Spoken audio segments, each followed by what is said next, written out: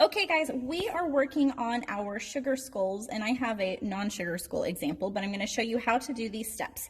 The first and most important thing is that I want to make sure that my name is written on the back of my paper, because something happens when you put something on the drying rack, you forget what yours even looked like, even though you spent the last 4 days working on it. So my name's back here, it's in the middle, so if I have any smudges, I can still find it, I can still read it. Okay, so back to this. I have my oil pastel all the way done. I'm going to take this black paint that's been watered down on the back counter here. Okay, and I'm going to quickly, very, very quickly, paint over this super quickly. And if I get it on the counter, it's okay because I'm going to clean that up afterwards, so don't worry about that part. Okay, so I'm just going to take this and I'm going to cover the whole thing as fast as possible because I don't want it to dry too much, but I want to make sure that I get the whole thing. You will get some paint on your hands. It's part of being the artist. Okay, so after I've done this, I'm going to bring it over to the sink here, turn my water on low, and I'm going to rinse this off here just a little bit. Okay, turn this up a little bit here.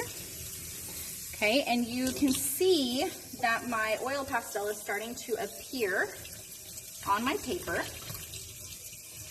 like this. And once I can see pretty much all of it, this is good to go. I'm going to take this, I'm going to set it back over on the counter, beside my painted area. I'm going to grab some paper towel pieces here, and I'm going to blot.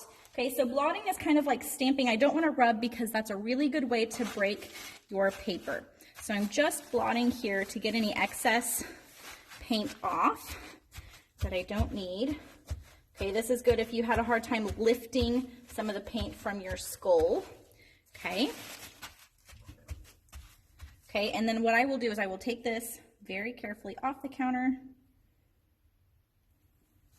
I will carry with both hands to the drying rack, okay? And once that's on the drying rack, I'm gonna run back here and I'm going to clean this off of the counter, okay? Because if we all work on wiping down the counter, it won't be a huge job at the end of the day.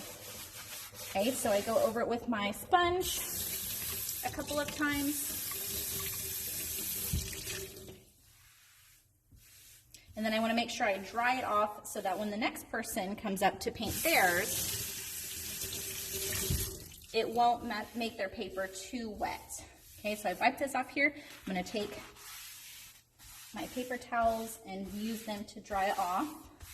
And once your paper is on the drying rack, that's all you need to do. You're good to go.